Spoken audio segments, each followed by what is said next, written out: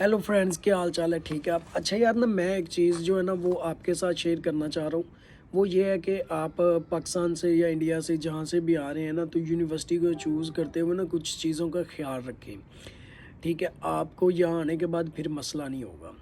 अब मैं यहाँ पे आया हूँ ना, मेरा ज़ाहिर है फ्रेंड सर्कल जैसे जैसे बढ़ रहा है ना, तो मुझे ये चीज़ें फ़ील हो रही हैं कि यार ये चीज़ें आप लोगों के साथ लाजमी शेयर करनी चाहिए। जैसे देखें, आपने यूनिवर्सिटी जब चूज़ करनी है ना, तो 2 से 3 चीज़ों का ख़्याल रखें। एक तो ये है कि यूनिवर्सिटी की टोटल फ़ी कितनी है, ठीक है? दूसरा, उसकी एनरोलमेंट फ़ी कितनी है, इनिशियल डिपॉज़िट कितना है और उसका इंस्टॉलमेंट प्लान क्या है। ये चीज़ें जो ना आपके माइंड में होनी चाहिए, आपको पता हो, आप मेंटली प्रिपेयर हो। ये ना हो कि आपके लिए आप यहाँ पे आए, आपके लिए कोई ना कोई चीज़ सरप्राइज़ निकल आए। और इसके अलावा अगर मैं बात करूँ तो ऐसा सब्जेक्ट कोशिश करें, चूज़ करें, एक तो जिसकी फ़ी कम हो। अगर आपका कोई डिज़ायर सब्जेक्ट है तो वो तो ज़ाहिर है, आप अगर एक चीज़ में फील्ड में इंटरेस्टेड हैं तो मैं वही करें, लाजमी वही करें। और दूसरा ये है कि आपका यूनिवर्सिटी का इंस्टॉलमेंट प्लान क्या है, ठीक है ना? इन 2 चीज़ों का लाज़मी ख़्याल रखें। अब आपने जब यूनिवर्सिटी चूज़ करनी है ना, तो कोशिश करें कि उस यूनिवर्सिटी के स्टूडेंट से कॉन्टैक्ट करें।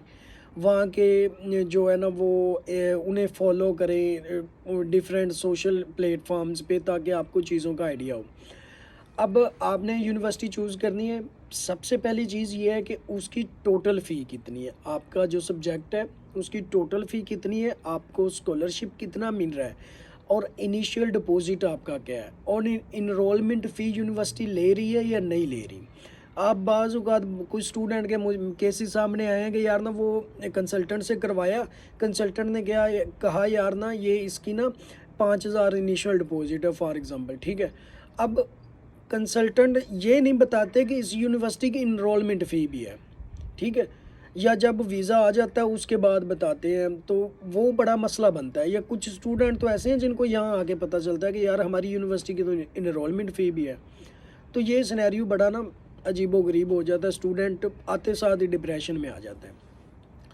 तो कोशिश करें कि इन चीज़ों का वहाँ से आइडिया लेके आएँ। और इनरोलमेंट फ़ी कितनी है, इनिशियल डिपॉज़िट कितना है। कुछ यूनिवर्सिटीज़ इनरोलमेंट फ़ी नहीं लेती, कुछ यूनिवर्सिटी का इनिशियल डिपॉज़िट ज़्यादा होता है, कुछ का कम होता है, ठीक है? इनिशियल डिपॉज़िट का तो आपको पता चल जाता है। अब मेन चीज़ आती है इनरोलमेंट फ़ी और इंस्टॉलमेंट प्लान। इन इन बातों को स्टूडेंट्स को नहीं पता होता। कुछ यूनिवर्सिटीज़ भई यहाँ पे आते साथ ही आपसे फ़ी माँगना स्टार्ट कर देती है। अब स्टूडेंट वहाँ से आया है, उसके पास 1000 है या 1500 है और यूनिवर्सिटी ने डायरेक्ट 3000 माँग लिया है। अब स्टूडेंट तो ऑटोमेटिकली ज़ाहिर है डिप्रेशन में आ गया है। वो एक घर-बार छोड़ के आया है, अपने प्रदेश में आया है, यहाँ पे कोई है नहीं। तो जब ये सिनेरियोज़ उसके सामने आते हैं तो बड़ा मुश्किल हो जाता है। और कोशिश करें कि वो यूनिवर्सिटी चूज़ करें जिसका इंस्टॉलमेंट प्लान रिलैक्सिंग हो, आपको कोई टेंशन ना हो। कम से कम 3 माह 4 माह के बाद उसमें आपको एक इंस्टॉलमेंट पे करनी पड़े। या कुछ यूनिवर्सिटीज़ सिर्फ 2 इंस्टॉलमेंट करती हैं 6-6 माह की, वो भी अच्छा है। कुछ यूनिवर्सिटीज़ तो ज़्यादा इंस्टॉलमेंट कर देती हैं, 5-5 इंस्टॉलमेंट होती हैं, 4-4 होती हैं। जैसे मेरी यूनिवर्सिटी है तो इसकी तो 9 इंस्टॉलमेंट है ना, तो मैं बहुत रिलैक्स हूँ। मुझे पता है कि यार हर डेढ़ 40 दिन के बाद या 50 दिन के बाद मुझे कोई 800 या 850 पाउंड देना होता है। तो ये लिंकन क्योंकि यूनिवर्सिटी में हूँ तो मैं बहुत रिलैक्स हूँ। तो कोशिश करें जब आप पाकिस्तान से निकल रहे हैं, इन चीज़ों पे प्रॉपर सर्च करें, इनको देखें। आप कंसल्टेंट से करवा रहे हैं, कंसल्टेंट से ये क्वेश्चन करें, उनसे पूछें। जब आपको कन्फर्म हो जाए फिर ये यूनिवर्सिटी चूज़ करें। ऐसा ना हो कि आप वहाँ से आपको कुछ और बताया गया और यहाँ पे आने के बाद आपके साथ कुछ और सीन हो। ऐसे केसेस बहुत से सामने आते हैं। तो लिहाजा जो स्टूडेंट आ गए हैं वो तो चलो आ गए ना, जो आ रहे हैं वो इन चीज़ों पे ज़रूर वर्कआउट करें और ख़ुद भी सर्च किया करें, अपने कंसल्टेंट से पूछा करें। जो आपके रिलेटिव यहाँ पे हैं या रिलेटिव यूनिवर्सिटी के स्टूडेंट हैं उनसे पूछें। और एक और चीज़ मेरे माइंड में आई है, ये भी लाजमी ख्याल करें कि आपकी यूनिवर्सिटी जो आपका सब्जेक्ट है वो पेपर बेस है या असाइनमेंट बेस है।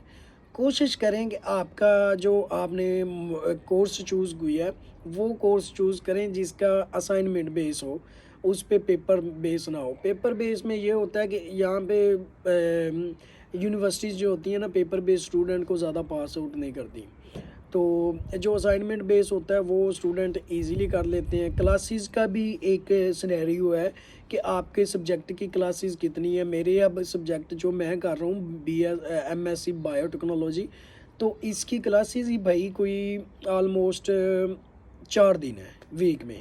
تو اب مجھے بتائیں کہ میں کلاسز کا ایک برڈن ہے، اوپر سے جاب کرنی ہے، اوپر سے جو ہے نا آپ کی اسائنمنٹس آ رہی ہیں، آپ کی پریزنٹیشنز آ رہی ہیں، تو یہ مینج کرنا بہت مشکل ہو جاتا ہے۔ تو اگر تو آپ نے یہاں پہ آگے پیسہ کمانا ہے اور پیسہ بھیجنا ہے اور اپنی فی بھی دینی ہے، اپنے اخراجات بھی نکالنی ہیں، تو کورس وہ کریں جس کی فی کم ہو، انیشیل ڈپوزٹ پراپر ہو، انرولمنٹ اور انسٹالمنٹ پلان اچھا ہو، اور اس کے علاوہ اسائنمنٹ بیس ہو، اور آپ کا جو ٹائم ٹیبل ہے وہ بہت ریلیکسنگ ہو۔ سو اس کے ساتھ مجھے اجازت دیجیے، اللہ حافظ۔